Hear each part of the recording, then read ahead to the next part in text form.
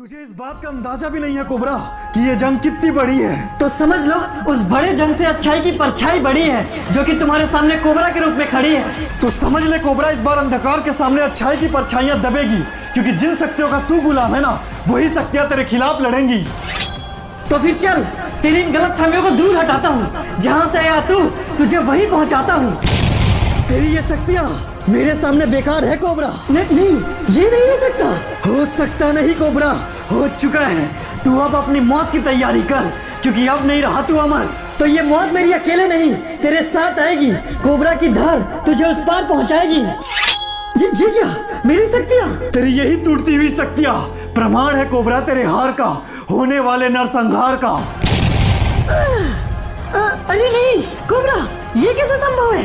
तो शायद अंधकार पे उसका नियंत्रण है, इसलिए मैं मजबूर हूँ, ना चाहते हुए भी अपनी शक्तियों से दूर हूँ। तो फिर अब मैं क्या करूँ कोबरा? खुद को महफूज रखो, जितना दूर हो सके चले जाओ यहाँ से।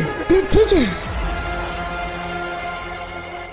इस पूर्णमासी रात की यही वो वक्त है साधु, हमें यज्ञ प्रारंभ करना होगा।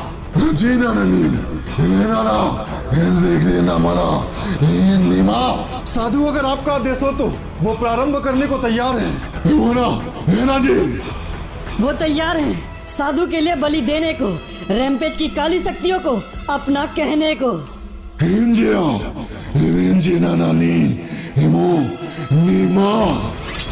ये बलि उसके आजादी के लिए है और इंसानियत के बर्बादी के लिए है। मुझे जगाने में तूने बहुत देरी कर दी साधु, लेकिन अब हुकूमत की शुरुआत होगी। अवश्य प्रभु, आपकी बात अवश्य ही पूर्ण होगी। इस कहानी में लाल रैम्पेज अंधकार का प्रतीक है, और अब अगर वो गर्भ से बाहर है तो ये बुराई की जीत है। पर अगर अच्छाई की बात हो तो कोबरा भी ढीठ है, वो लड़ेगा तब तक जब तक लड़ना उसके लिए ठीक है। तो एक बात तो तय है कि ये जंग कोबरा को उस पहलू तक ले जाएगा जहाँ कोबरा की अपनी शक्तियाँ भी उसके कोई काम नहीं आएगा। और साथ ही स्टोरी में एक गिवअवे तो कमेंट करना, क्योंकि आपका कमेंट आपके ही काम आएगा। और यूआईडी अटैच करोगे तो क्या पता आपको आपका यूआईडी विनर बनाएगा। और इसके अलावा एक्स्ट्रा बोनस के लिए कमेंट चेक करना बिल्कुल भी मत भूलिएगा। क्या बात है भाई, कौन है तुम? वो दरअसल मेरा नाम आलोक है और मुझे सिंघानिया सर से मिलना है। देखो भाई, अपॉइंटमेंट है तो अंदर जाओ, वरना यहीं से अपने घर चले जाओ। डोंट वरी, मेरे पास अपॉइंटमेंट है। मैं यहाँ तक तो आ गया, पर मैं उससे कहूँगा क्या? और वो मुझे सारी सच्चाई बताएगा ही क्यों? हाँ, शायद नहीं बताएगा, पर हर चोर की दाढ़ी में तिनका होता है ना आलोक। हमें बस उस तिनके तक पहुँचना है, क्योंकि वो तिनका ही हमें सच्चाई तक पहुँचाएगा। हाँ, पर अगर उसे हम पर शक हुआ तो उसका शक हमारे शक को यकीन में बदल जाएगा। आगे बढ़ो, मैं तुम्हारे साथ हूँ आलोक। रख यकीन तू मुझ पर, देखते जा सब आसान होगा। अंजाम की फिक्र मत कर, क्योंकि वो तो तय है, जो होना होगा सो तो होगा। नमस्ते सिंघानिया सर, वो हमारी बात हुई थी। हाँ मुझे याद है, इसलिए तुम्हें जो भी जानना पूछना है जल्दी करो, मेरे पास वक्त थोड़ा कम है। डोंट वरी सर, मैं आपसे बिल्कुल साफ सवाल करूंगा। आप बरमुड़ा के गवर्नमेंट कॉलेज के ट्रस्टी हैं और आपके ही कॉलेज में एक लड़के को दिन दहाड़े मार दिया गया, आपने कोई एक्शन क्यों नहीं लिया? जी ये क्या बकवास कर रहे हो तुम? ये सब फिजूल की बातें हैं, ऐसा कुछ भी नहीं हुआ है। अगर आप कुछ छुपा रहे हैं तो बता दीजिए सर, क्योंकि मैं बिना सबूत के अभी आया हूँ। अगले बार सवाल नहीं बवाल होगा। अगर ये तेरी धमकी है तो देख लड़के, तू बहुत बड़ी गलती कर रहा है, क्योंकि तुझे अंदाजा भी नहीं है कि तू कहाँ खड़ा है और किससे बात कर रहा है। सच कहूँ तो ये सोचने की जरूरत मुझे नहीं सर, आपको है, क्योंकि इस वक्त तो मैं बेशक चुपचाप चला जाऊंगा, लेकिन अगर इस कान में आपका नाम सामने आया तो आपको अफसोस होगा जब मैं दोबारा आपके सामने आऊंगा। अबे चिल्लाने की जरूरत नहीं है, क्योंकि आपका गुस्सा आपकी गलतियों के बारे में बताता है। जल्द मुलाकात होगी। वो जो यहाँ से गई, कौन है वो? अबे सिंघानिया साहब की बहन है वो, तुझसे मतलब, चल निकल यहाँ से। वो साला 2 कौड़ी का आदमी इतनी बड़ी बातें करके गया। भैया, अब तुझे क्या हुआ? ये आपने क्या कर दिया? अगर तू उस 2 कौड़ी के भिखारी के बारे में बात कर रही है ना, तो मुझे इस बारे में कोई बात नहीं करना। उसे भिखारी कहने से पहले खुद को तो देखिए भैया, आप एक हत्यारे हैं। देखते चल, इस मुकाम तक पहुँचे के न जाने कितने ही हत्याएं किए मैंने, और वो भिखारी इतनी आसानी से तुझे पाकर इस मुकाम पे नहीं पहुँच सकता, इसलिए चुप कर। ऐसे चिल्लाकर आप मुझे तो चुप कर लेंगे भैया, पर यकीन मानिए, जो गलती आपने की है ना, उसकी सजा आपको जरूर मिलेगी। तो क्या अब इतनी जानकारी भी हमारे लिए काफी नहीं है कोबरा? काफी तो कुछ भी नहीं है, क्योंकि हमारे पास वक्त बाकी नहीं है, पर हाँ, ये लड़की हमारे काम की हो सकती है। और वो लड़का? हम उसके लिए कुछ नहीं करेंगे, पर पहले उसके बारे में जान तो लें, क्योंकि जितना आसान ये सब दिख रहा है उतना बिल्कुल भी नहीं है, और जो कहानियां इसके पीछे छुपी है वो इतनी आसान भी नहीं है। तो हम आगे क्या करने वाले हैं? हमें उस लड़के के अस्तित्व तक जाना होगा। अस्तित्व में छुपे हैं सवाल जिन्हें सुलझाना होगा। ये इतनी आसानी से मेरे बातों को नहीं मानेगी, ध्यान रखो इस लड़की पर। ठीक है भाई, और उस लड़के का क्या करना है? बातों से तो वो कमीना भी आस्तीन का सांप लग रहा था, हमारे लिए सिर्फ परेशानियां बढ़ाएगा, इसलिए उसे भी रास्ते से हटा दो।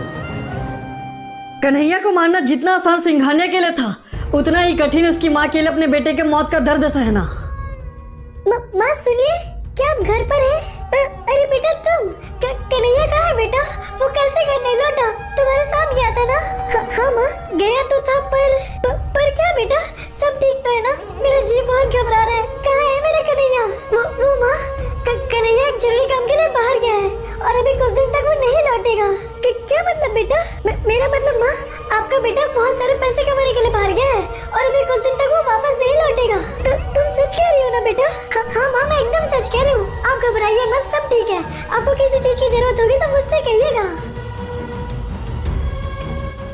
जी क्या कोबरा, आखिर ये लड़की उस लड़के के बारे में झूठ क्यों कह रही थी? झूठ नहीं आलोक, वो केवल उस लड़के की माँ को दिलासा दे रही थी, पर असली मसला ना इस लड़की और ना उस लड़के का है, मसला तो इस घर का है। घर? आखिर घर का कैसा मसला कोबरा? कुछ तो है आलोक जो इस घर से जुड़ा हुआ है, क्योंकि भोला की कहानी भी यहीं से शुरू हुई थी। पर कोबरा, वो तो एक अभिशाप की कहानी थी। हाँ, अभिशाप की कहानी थी, पर वो भी तो एक इंसान से ही जुड़ी थी, और मुझे पूरा यकीन है कि कोई तो ऐसी कड़ी है जो इस घर से जुड़ी है। तो फिर अब तो वो लड़का मर चुका है ना, तो क्या हम एक बार फिर से लेट हो गए कोबरा? उस लड़के को बचाने के लिए तो हाँ, पर इस घर की सच्चाई को जानने के लिए हमें आज शाम तक का इंतजार करना होगा। आज वो कुत्ते का पिल्ला किसी भी हाल में नहीं बचना चाहिए, आज उसका मरना तय है। भाई वो सामने देखिए, वो आ रहा है साला कमीना। ये क्या? कौन हो तुम लोग और ये सब क्या है? तैयारी है तेरे मौत की। आज सुबह सिंघानिया साहब से बहुत बड़ी बड़ी बात कहना रे तू। तो भाड़े के टट्टू हो तुम लोग, इस काम के लिए कुछ पैसे दिए होंगे उसने तुम्हें। हम कौन हैं और हमें कितने पैसे मिले ये जानना तेरे लिए उतना जरूरी नहीं है, पर मुझसे टकराने से पहले तुम्हें मेरे बारे में जानना बहुत जरूरी है। अब एड़े कम दिखाई देता है क्या? देख कितने लोग हैं हम और तू अकेला। हाँ, पर अपने मर्जी का मालिक हूँ, भले खड़ा हूँ अकेला, तेरे तरह नहीं हूँ मैं भाड़े का चेला। आखिर तुझमें इतनी हिम्मत है कहाँ से रही है बे? ठीक से आंखें खोल कर देख, हमारे रूप में तेरे सामने तेरी मौत खड़ी है। मेरी मौत का सोचना तो छोड़ दे, क्योंकि तेरी मुसीबत उससे भी बड़ी है। एक बार पीछे पलट कर देख, तुम सबकी मौत तुम्हारे पीछे खड़ी है। क्या बकवास कर रहा है? आखिर कौन है वहाँ? जी क्या? कोबरा? हाँ, पहले की तरह भी मुसीबतों के लिए तैयार। इंसानियत की जंग तुम लड़ते हो, क्योंकि मैं तो हूँ तुम्हारी पहुँच से बाहर।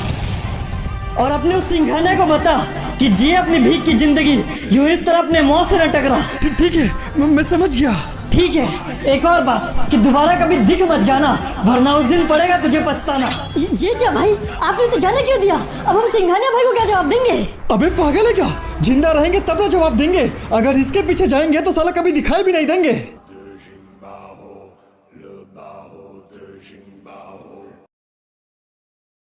ओके दीदी, रोल कैमरा एक्शन। तो इस वक्त हम लोग बरमुडा हॉस्पिटल के बाहर, जहाँ आए हुए इस वक्त एक बहुत ही बड़ा पुलिस केस। अरे क्या हुआ? अरे दी, ऐसा लगा जैसे आपके पीछे से कोई गुजरा। अरे ये क्या? अभी कोई अंदर गया क्या? कैसी बात कर रही है मैडम? इधर से तो कोई भी नहीं गया। पर मुझे ऐसा क्यों लगा? अच्छा ठीक है, तुम ध्यान रखना कि कोई अंदर ना आए। जैसा आपने कहा था डॉक्टर साहब, हमने ब्लडिंग तो रोक दिया है, लेकिन सिचुएशन में कोई भी सुधार नहीं है। बकवास बात मत करो, पता है ना किनकी वाइफ है ये? हार्ट ट्रांसप्लांट करना होगा, जल्दी एक दूसरे पेशेंट का बंदोबस्त करो। पर सर, इस केस में तो मीडिया की नजर है, अगर हम बिना गवर्नमेंट के परमिशन के हार्ट ट्रांसप्लांट करते हैं तो इस बार हम लोग फंस सकते हैं। फंस तो तुम बहुत पहले गए हो, बस शुक्र बनाओ अपनी किस्मत का जो अब तक बच गए हो।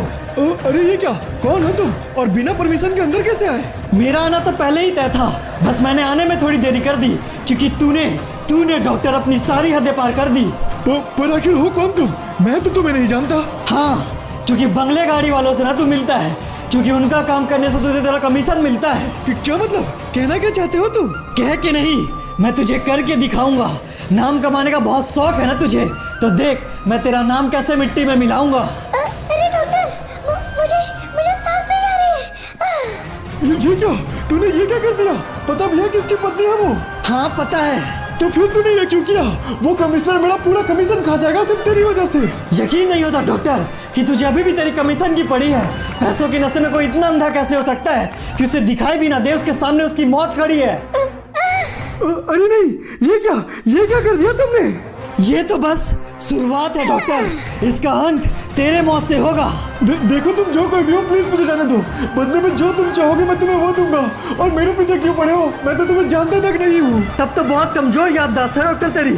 खैर कोई और भी है जो मिलना चाहता है तुझसे। कौन? ये क्या?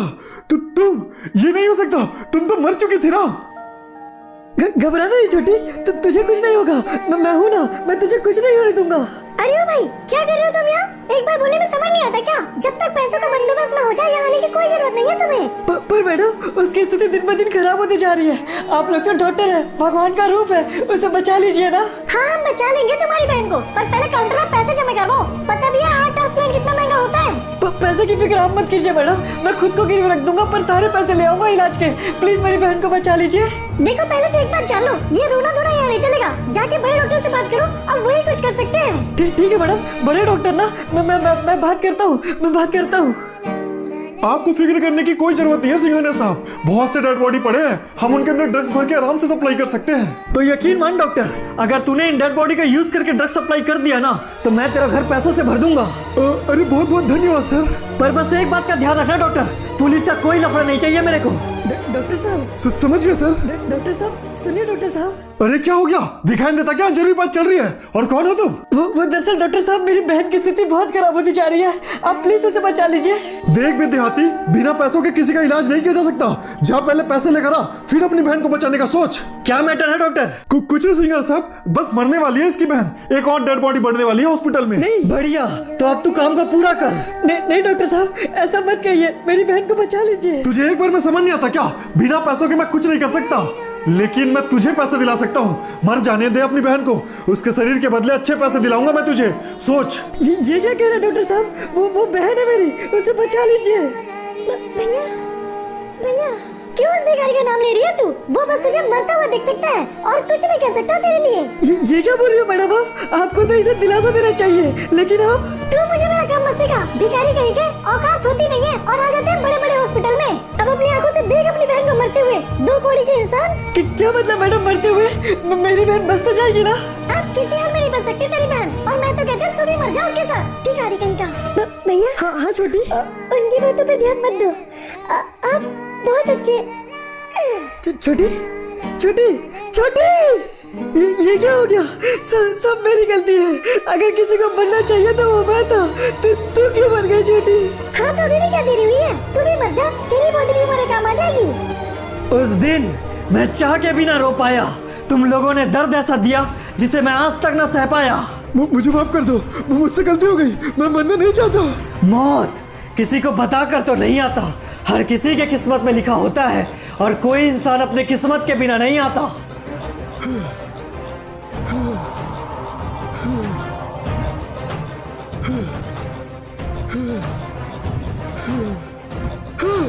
भागना तू कितना भी चाह ले, लेकिन अब भाग नहीं सकता, क्योंकि ये रास्ते तेरी औकात से बाहर हैं, जिन्हें तू नाप नहीं सकता। आखिर क्यों पड़े हो मेरे पीछे? मुझे जाने दो, मैं मानता हूँ मुझसे बहुत बड़ी गलती हो गई।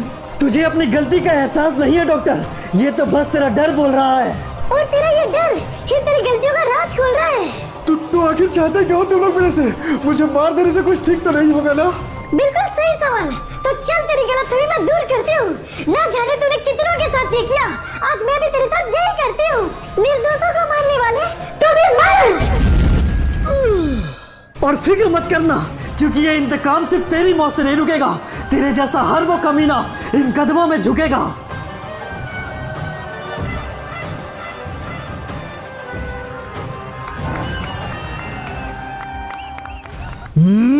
अनर्थ, घोर अनर्थ, एक बहुत ही बड़ी विपदा आने वाली है। विपदा?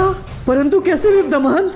घोर अनर्थ होने वाला है, क्योंकि प्रतिशोध की चाल और विपदा शक्तियों की भौकाल एक साथ आ रही है। तो क्या हमें इस बारे में देवता से बात करनी चाहिए महंत? इसकी आवश्यकता तो है, परंतु कोई विपदा है जो मुझे देवता तक पहुंच नहीं दे रही है।